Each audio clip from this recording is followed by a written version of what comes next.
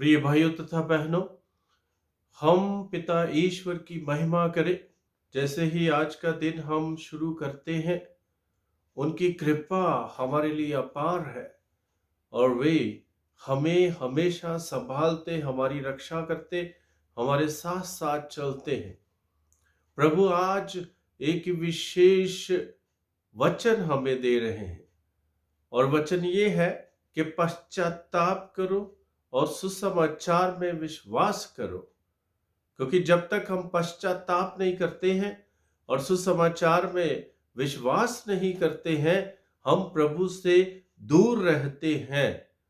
संत लूकस के सुसमाचार में 15 अध्याय 17 से 19 वाक्य में हम पढ़ते हैं, तब वह होश में आया और ये सोचता रहा कि मैं उठकर अपने पिता के पास जाऊंगा और उनसे कहूंगा, पिताजी, मैंने स्वर्ग के विरुद्ध और आपके प्रति पाप किया है।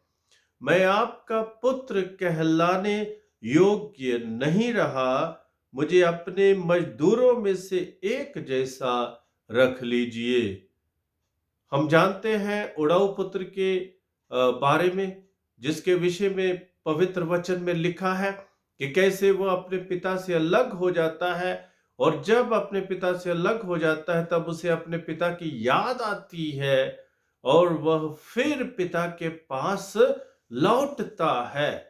और प्रभु के पास लौटने को ही पश्चाताप कहते हैं। जब हम लोग प्रभु की कृपा का अनुभव करते हैं, जब हम लोग प्रभु के वचन को पढ़ते हैं, जब हम लोग प्रभु में विश्वास करते हैं, जब हम लोग समझ लेते हैं कि हम प्रभु के बिना अपने जीवन को आगे नहीं बढ़ा सकते हैं और हमें जिस पाप में हम धंसते जा रहे हैं उसको छोड़ते हुए पिता ईश्वर के पास लौटना है, प्रभु के पास लौटना है, तो तभी हम जीवन प्राप्त करते हैं।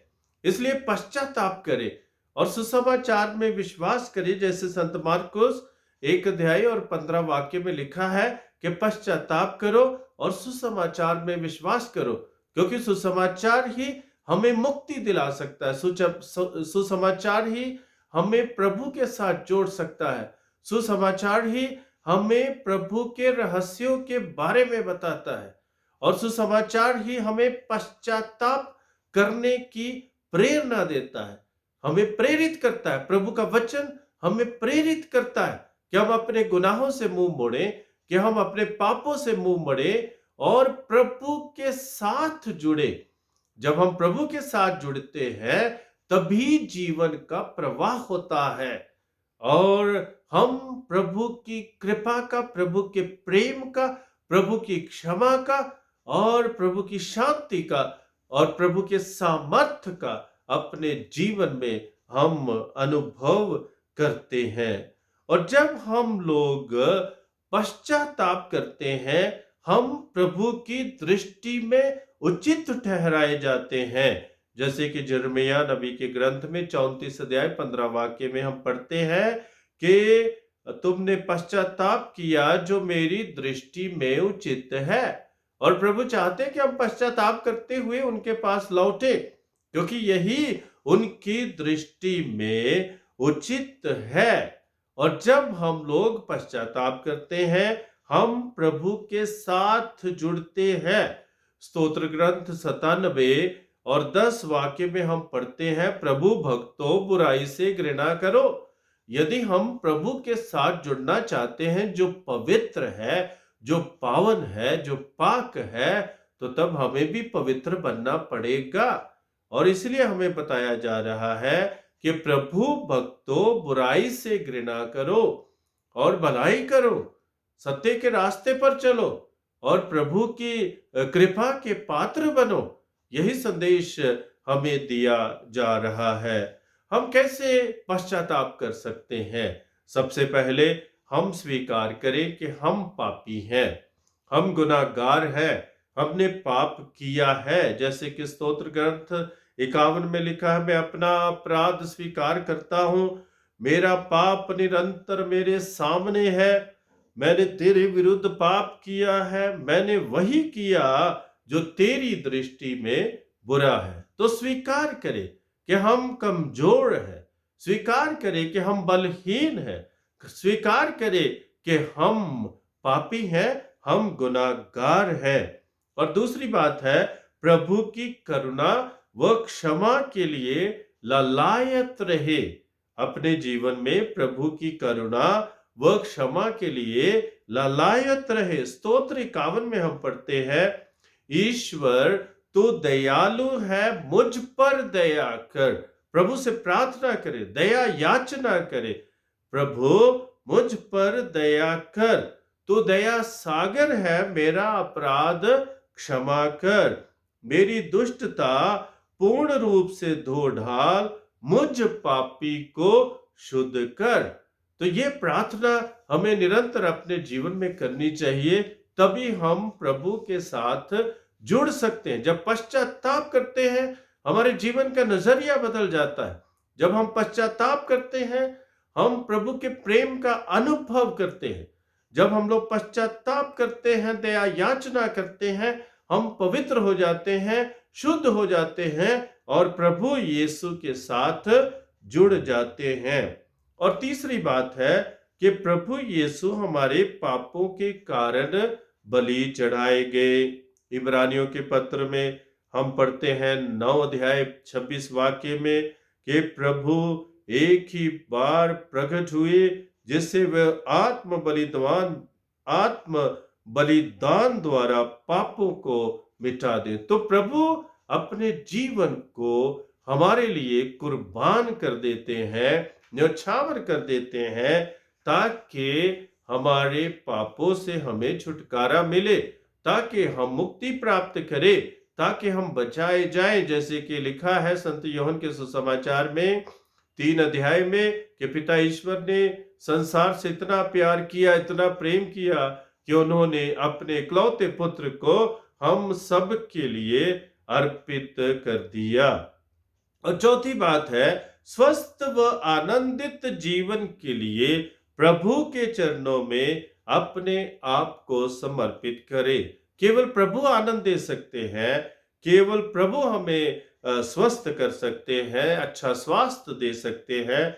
स्तोत्र 51 में हम पढ़ते, मुझे आनंद और उल्लास का संदेश सुना और तुझसे रौंदी हुई हड्डियां फिर खिल उठेंगी। जब प्रभु हमारे जीवन में आएंगे तो हम फिर खिल उठेंगे, आनंदित हो जाएंगे।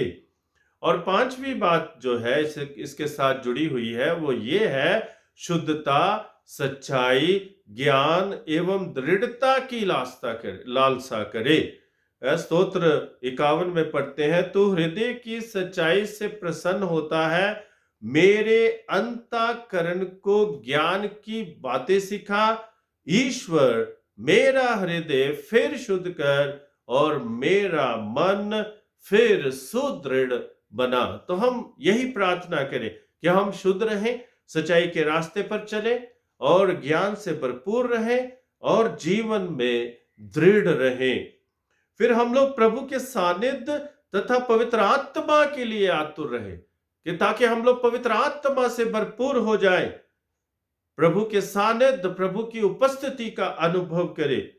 हम अपने आप को प्रभु के लिए कुर्बान कर दे और प्रभु से यह भी प्रार्थना करें कि जब हम शुद्ध हो जाते हैं, पवित्र हो जाते हैं, प्रभु हमें अपना संदेश वाहक बनाए ताकि हम दूसरों को भी पाप मुक्त जीवन का साक्ष्य दे सके और उनको एक अच्छा उदाहरण दे सके।